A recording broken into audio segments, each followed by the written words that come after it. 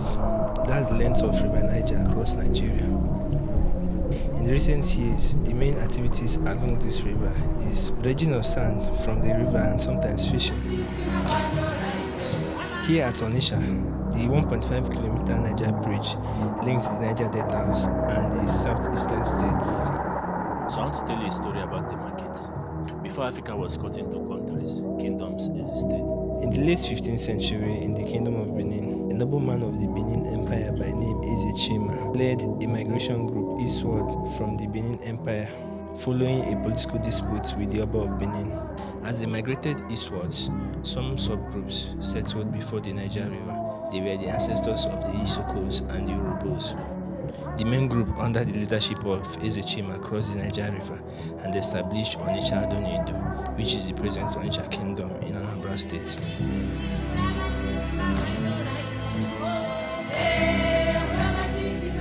Now, the people of ONITSHA Ado were mostly fishermen and traders. When they made inland contact with the Igbo hinterlands kingdom of Umri, Oka, Ogidi, and Okigwe, they found out that they were all farmers and blacksmiths who produce yam, cassava, palm oil, and iron tools. In the early 16th century, a commodity market was established by the banks of River Niger in the honor of the king. It was called Otunkwoeze, which translates to waterside market of the king. The market operated on every market day. The traders of ONITSHA now served as middlemen of the Igbo hinterland traders and the Keno traders of Igala to the north and Ijo to the south. In 1857, the British Empire got a deal with the Obi of ONITSHA to establish a permanent trading post at ONITSHA, where they can gather goods like palm oil numbers before export. With the establishment of a trading post came the influx of European traders and missionaries into ONITSHA. In the early 20th century, the hinterland Igbo traders migrated in their numbers to establish themselves in the already promising ONITSHA market. The Igbo apprenticeship system was a game changer to the expansion of the market because Igbo traders would employ a servant, mostly a relative, and the servant will help his master to expand his trade for an agreed number of years and later be settled with goods and space to start his own trade and later repeat the cycle. The indigenous ONITSHA people later adapted the Igbo language and today regarded as ethnically Igbo, remain the only Igbo kingdom to have a profound monarchical system of government, just like the Benin Empire. Today, the market is now known as ONITSHA Main Market, which turned out to be the biggest market in the whole of Africa in terms of geographical area, volume of goods, and the number of transactions per day. How big can this market be? Let's go and investigate.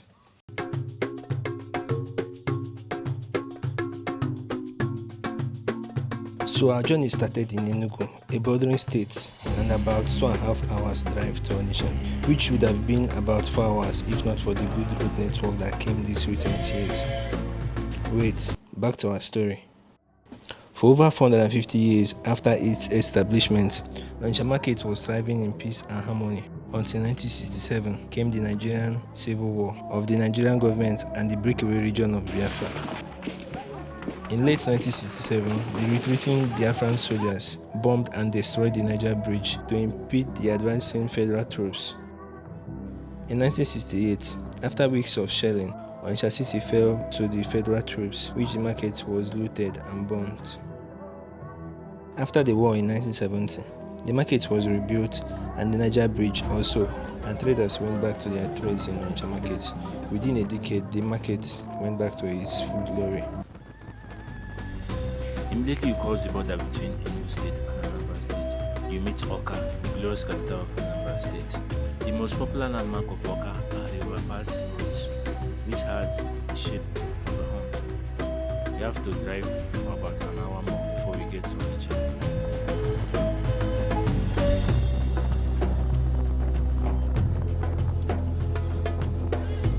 ONITSHA is really a big commercial hub. Imagine this, there's a separate market for every commodity you want. For instance, separate markets for foods, grains, cosmetics, provisions, building materials, clothes, plastics, and so on.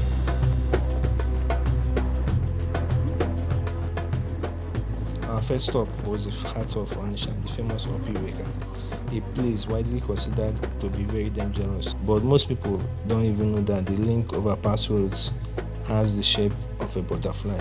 Look.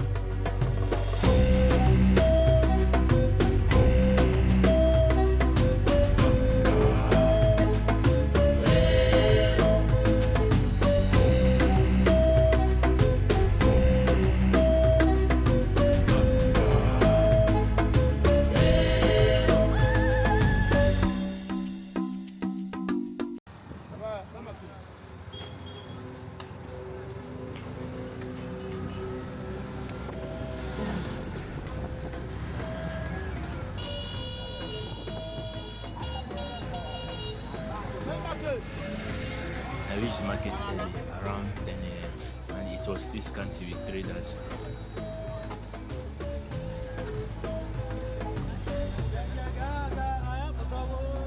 So I walked to the center of the market so I can fly my drone, and it happened that the sun was shining on the geographical area of the market, while other parts of Onitsha remained cloudy. Thank you, the sun, for highlighting our goal today. So wherever the sun touches is main market.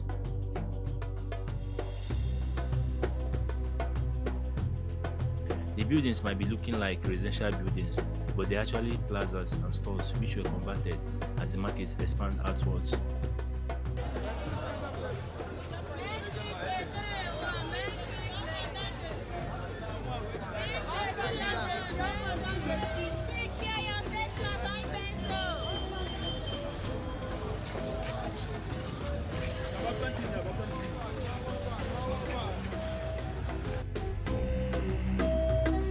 Commodities are considerably cheaper here because other traders from other states come to buy their goods here in bulk.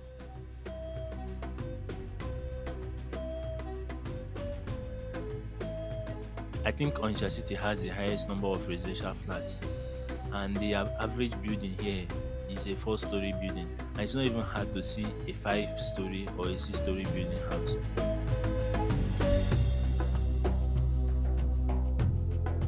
Now, this part of the market you are looking at is where it all started and expanded outwards. As you can see, it's still by the banks of the river Niger and still the waterside market.